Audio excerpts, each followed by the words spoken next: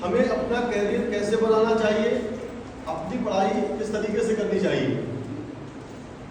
Ma'am ने बताया अभी आपको कि मैं ओमेगा क्लासेस का डायरेक्टर हूँ। राजेंद्र नगर में कोचिंग चलती है ओमेगा क्लासेस नीट IIT की, और मैक्सिमम स्टूडेंट हम लोग वहाँ पढ़ा रहे हैं। आप लोग अगर अपना कैरियर बनाना चाहते हैं तो आपको ये समय बहुत पीक पॉइंट है, आपको 10th से लग जाना चाहिए। अपने आप को पढ़ाई के लिए झोंक दो, दीवाने बन जाओ पढ़ाई के लिए।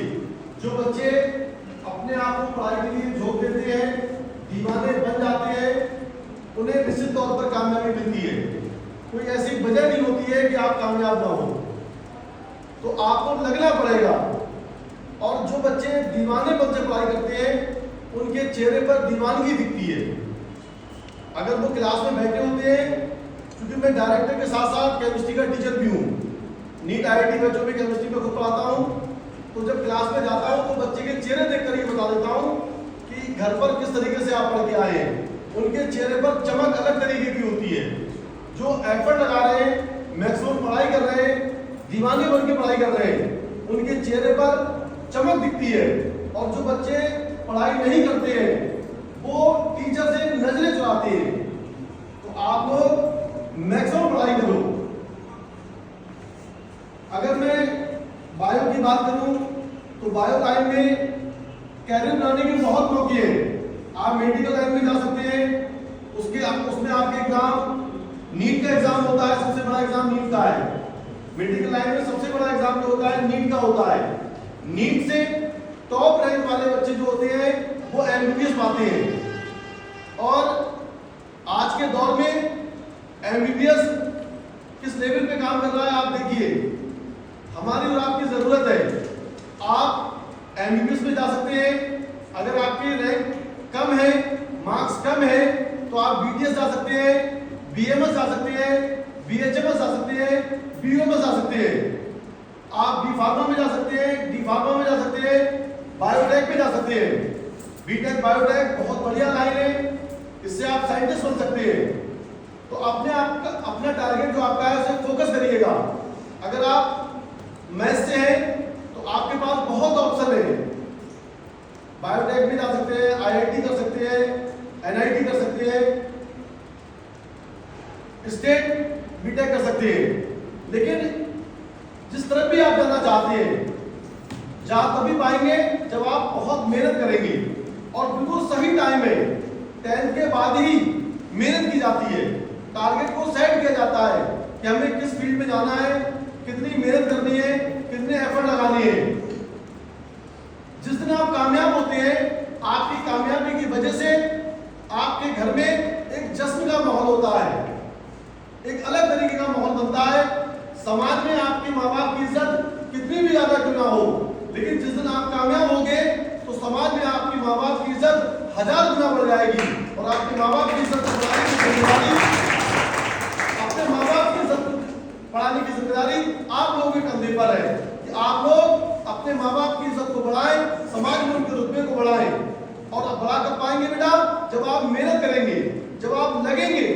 जिस दिन रिजल्ट आता है तो पूरे एरिया में जश्न का माहौल होता है। कंपटीशन में जब आप सिलेक्ट होते हो तो 10-10 किलोमीटर, 20-20 किलोमीटर तक आपका जो माहौल बनता है, आपकी जो सिलेक्शन की वजह से समाज में इज्जत बढ़ती है। आपके रिश्तेदार मिलने वाले आपके घर पर मिठाई लेकर आते हैं। लेकिन जब इस समय आप तैयारी करते होते हैं, इस समय जब आप काम करते होते हैं बेटा, पढ़ाई करते होते हैं, तो आपके अंदर 1000 बुराइयां आ जाती हैं। तमाम लोग आपके बारे में पता नहीं क्या क्या कहते हैं। अरे उनका बच्चा, उनकी बेटी तैयारी कर रही है, पढ़ाई कर रही है, कुछ ना हो पाएगा। हम तो जानते हैं, अरे वो पढ़ कहाँ रहे, वो तो स्कूल ऐसे जाते हैं मौज मस्ती करने के लिए। यकीन मानिए जिस दिन आपका रिजल्ट आएगा, जिस दिन आप सिलेक्ट होंगे, तो वो जो आपकी बुराई कर रहे थे वो मिठाई का डिब्बा लिए सबसे पहले खड़े होंगे। और वो पता है क्या कहेंगे? हम तो कह देंगे ये बच्चा कामयाब होगा, हमें तो पहले ही मालूम था ये बच्चा कामयाब होगा। आपके कामयाब होने की वजह से आपकी सोच बदल जाती है, आप गार्जियंस की, उन लोगों की, उन मिलने वालों की सोच बदल जाती है। और सोच कैसे बदलेगी? जब आप कामयाब हो। आप लोग मेहनत करो। हमारे स्टूडेंट बैठा हुआ है यहाँ पर,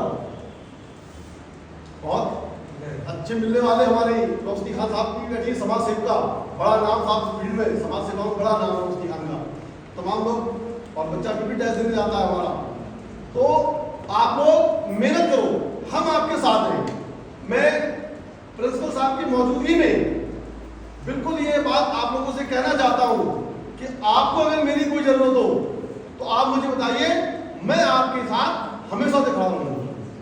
अगर कोई सर फाइनेंशियल भी किसी को दिक्कत होगी, मैं उसकी मदद करूंगा। आप मुझसे ये कह दीजिए, मैं उसकी पूरी मदद करूंगा हर तरीके से, क्योंकि मैं ये चाहता हूं कि आप लोग कामयाब हो। और कामयाबी, एजुकेशन हमारी सबसे बड़ी ताकत है। मैं नवाबगंज तहसील में एक छोटा सा गांव हूं, वहां से निकल के आया हूं, और आज आप सबके दुआओं से एजुकेशन में मेरा एक अपना नाम है। तो ये नाम, ये चीजें क्यों हो पाई?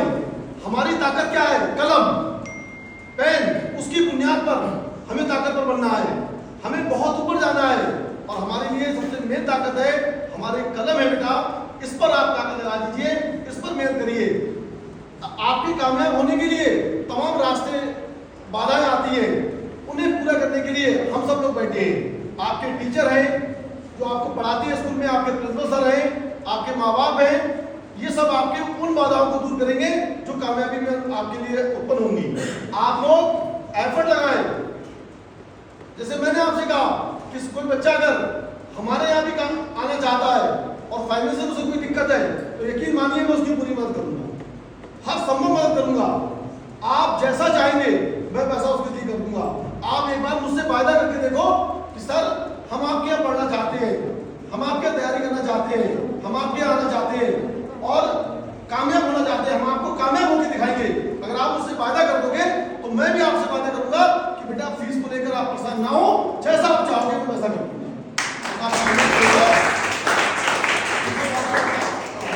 सबको भी सुनना है और सबको भी सुनना है, समय की अपनी सीमाएं, असल में लेट हो गया, मैं क्लास जैसी ही मेरी छुट्टी है, क्लास के बाद तुरंत मैं आ गया हूँ। तो आप लोग पढ़ें, मेहनत करें और कामयाब हो। हिंदुस्तान जिंदाबाद।